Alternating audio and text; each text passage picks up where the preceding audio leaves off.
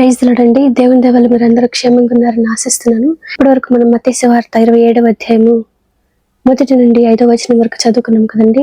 ఇవాళ మిగిలిన కొన్ని వచనాలు చదువుకునే ముందు ఒక చిన్న ప్రేయర్ చేసుకుందామండి. మహాపరిశుద్ధుడు అని యేసయ్యా, నీకు వందనాలు తండ్రి. యేసయ్యా, నన్ను ఇంతవరకు మమ్మల్ని సజీవ లెక్కలో పెట్టిదేవా, నన్ను నీ గురించి మాట్లాడుకునే అవకాశం ఇచ్చినందుకు నీకు వందనాలు యేసయ్యా. తండ్రి, ఇప్పుడు మీ గురించి మాట్లాడుకోబోతుండగా ఇక్కడ ఏ తప్పు మాట్లాడకుండా యేసు నామములో నా నోటికి మీకు కంచే కావాలంటును కాక ఆమేన్. యేసు నామములో మా అందరికీ నీ వాక్యాన్ని అర్థం చేసుకుని కృప కలుగును గాక ఆమేన్. యేసు నామములో అడుగుచున్నాం తండ్రి, ఆమేన్. ఇప్పటి వరకు మనం తెలుసుకున్నాం కదండి, ఏ విధంగా యేసయ్య దేవదూషణ చేస్తున్నాడని ప్రధాన యాజకులు భావించినప్పటికీ కూడా పస్కా సందర్భంగా యేసయ్యని రాళ్లతో కొట్టి చంపడానికి వీలవదు కాబట్టి యేసయ్యని పొంతి పిలాతుకి అప్పగిస్తారని యూదా కూడా అనుకుని ఉండకపోవచ్చు కదండి. అదంతా పస్కా సమయం కాబట్టి వాళ్ళు జస్ట్ ఇంట్రాగేట్ చేసి లేకంటే బెదిరించి యేసయ్యని వదిలేస్తారని యూదా అనుకుని ఉండొచ్చు కదండి. ఆ విధంగా సాతాను ప్రేరేపించినప్పుడు యూదా సాతాను మాటలకి లోబడి యేసయ్యని 30 వెండి నాణాల కోసము ప్రధాన యాజకులకి అప్పగించాడు కదండి.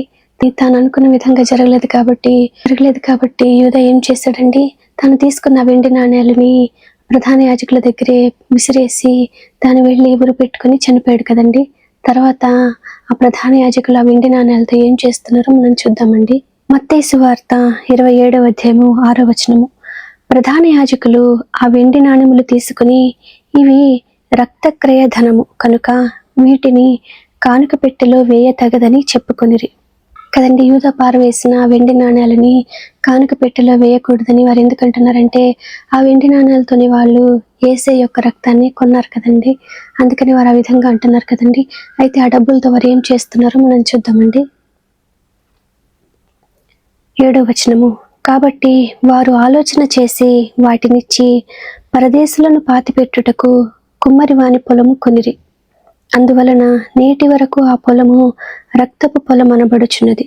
అప్పుడు విలువ కట్టబడిన వాని అనగా ఇశ్రాయేలీయులలో కొందరు విలువ కట్టిన వాని క్రయధనమైన 30 వెండి నాణెములు తీసుకుని, ప్రభువు నాకు నియమించిన ప్రకారము వాటిని కుమ్మరివాని పొలమునకిచ్చిరి అని ప్రవక్త అయిన ఇర్మీయా ద్వారా చెప్పబడిన మాట నెరవేరెను కదండి. యేసు జీవితంలో జరిగిన ప్రతిది కూడా ముందుగానే ప్రవచింపబడింది కదండి. అదేవిధంగా ఇప్పుడు వెండి నాణ్యాలతో వాళ్ళు కొంటున్న పొలం గురించి కూడా ఇర్మీయా ముందుగానే ప్రవచించాడంట కదండి. ఇప్పటి వరకు మనం చదువుకున్నాము మత్తయి సువార్త 27వ అధ్యాయము 6వ వచనం నుంచి 10వ వచనం వరకు. వాక్యాన్ని అర్థం చేసుకునే కృప యేసు నామములో మనందరికీ కలుగును గాక ఆమేన్. యేసు నామములో మనందరికీ సమాధానం కలుగును గాక ఆమేన్. Praise the lord.